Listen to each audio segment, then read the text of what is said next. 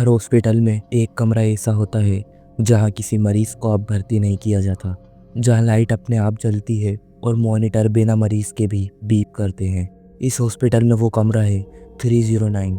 लोग कहते हैं वहाँ किसी डॉक्टर की आत्मा अभी भी ड्यूटी पर है, और अगर किसी ने उस दरवाजे को आधी रात को खोलने की भी कोशिश की तो वो शिफ्ट कभी ख़त्म नहीं होगी।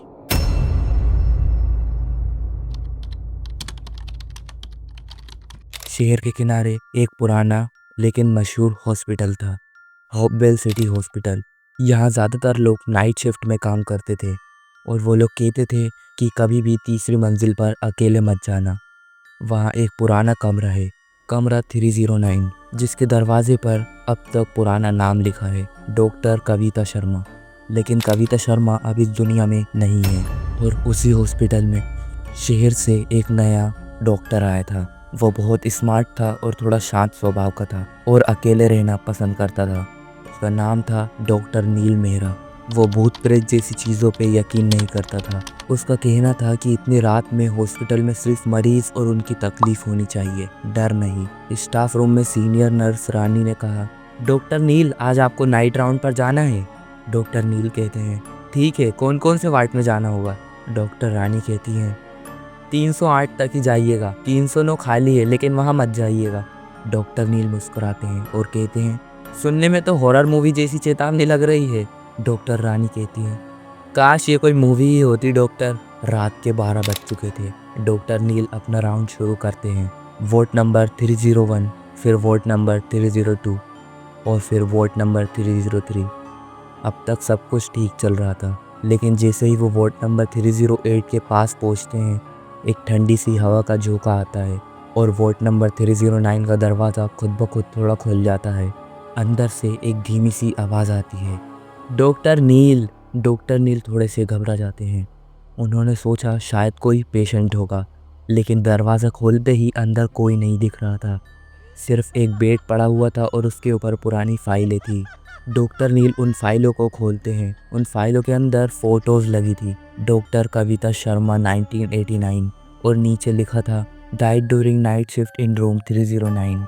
अचानक कमरे की लाइट टिमटिमाने लगी। नील ने ऊपर देखा, सीलिंग फैन अपने आप घूमने लगा जबकि स्विच बंद था। तभी उनको एक लेडी की आवाज़ आती है, तुम देर से आए हो नील? वो पलट कर देखता है। दरवाजे के पीछे एक औरत की परछाई खड़ी थी। लंबे बाल, सफ़ेद कोट और चेहरा आधा काला पड़ा हुआ था। डॉक्टर नील घबराते हुए बोलते हैं, कौन है? तभी फिर से उसी लेडी की आवाज़ आती है। वो बोलती है, मैं वही हूँ जिसकी शिफ्ट पूरी नहीं हो पाई। और जैसे ही नील ने पीछे देखा, परछाई गायब हो जाती है। सुबह के 6 बजते हैं। नील अपने केबिन में बैठा होता है।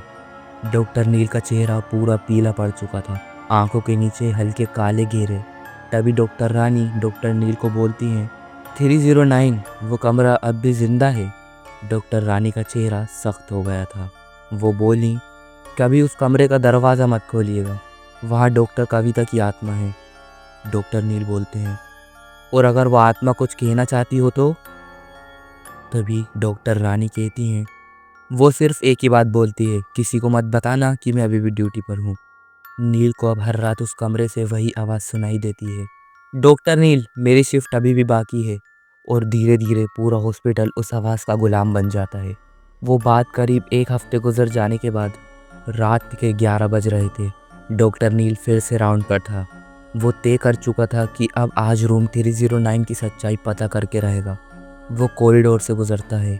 हर कमरे में लाइट्स जल रही थी, सिवाय कमरे नंबर 309 के। दरवाजे पर टॉर्च मारता है। कमरे का नंबर आधा मिट चुका था, बस 30 दिख रहा था।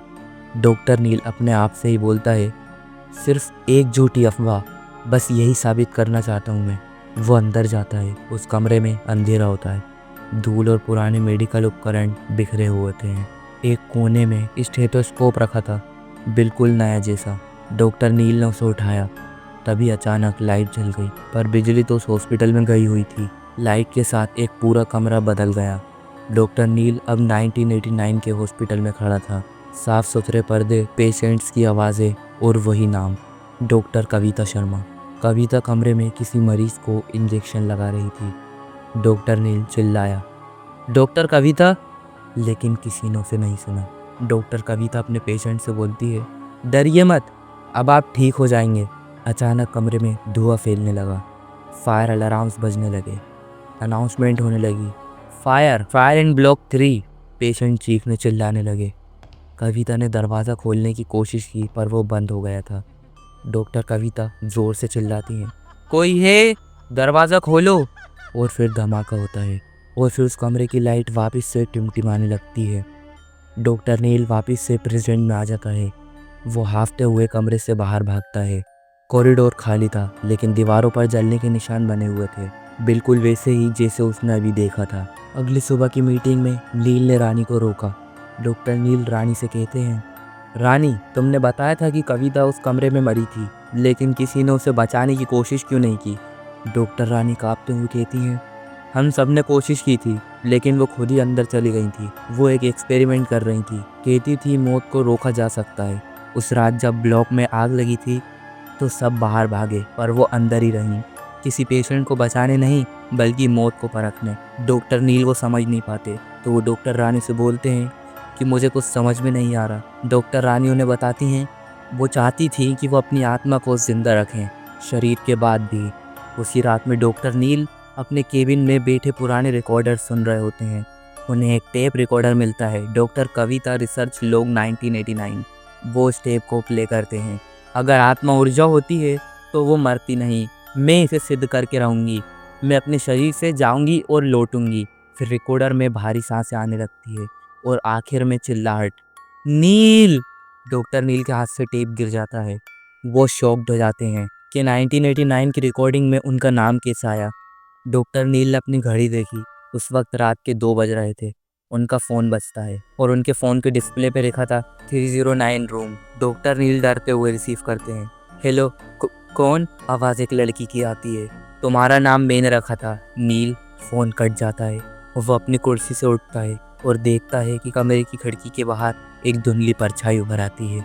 वो परछाई डॉक्टर कविता जैसी थी। अगली सुबह हॉस्पिटल में हलचल मच गई। वार्ड बॉय ने रिपोर्ट दी, सर किसी ने रात 309 का दरवाज़ा खोल दिया था, अंदर से लाइट जल रही थी। डॉक्टर नील उससे बोलते हैं, कोई गया था क्या वहाँ? तभी वार्ड बॉय बोलता है, सर वहाँ किसी का पैर नहीं था, बस कोट लटका हुआ था, डॉक्टर एन मेहरा लिखा हुआ था उसके ऊपर। डॉक्टर रानी की आंखों में आंसू आ जाते हैं। वो बोलती हैं, डॉक्टर नील अगर आप उस कमरे को फिर खोलोगे तो वो आपको नहीं छोड़ेगी। अब हॉस्पिटल की हर घड़ी, हर बीप, हर आवाज़ नील को कविता की धड़कन जैसी लगने लगी थी।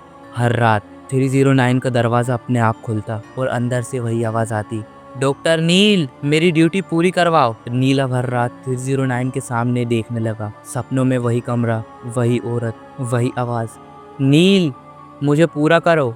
एक रात उसने सपना देखा, वो किसी छोटे लड़के की तरह हॉस्पिटल के कॉरिडोर में भाग रहा है। एक महिला डॉक्टर कोर्ट में उसे रोकती है, वही चेहरा, डॉक्टर कविता शर्मा। डॉक्टर कविता मुस्कुराती हैं और बोलती हैं, डरो मत नील, मैं हूँ ना। डॉक्टर नील बोलते हैं, माँ। उसके बाद फिर अचानक से डॉक्टर नील की नींद टूट जाती है। अगली सुबह डॉक्टर नील ने रानी को बुलाया।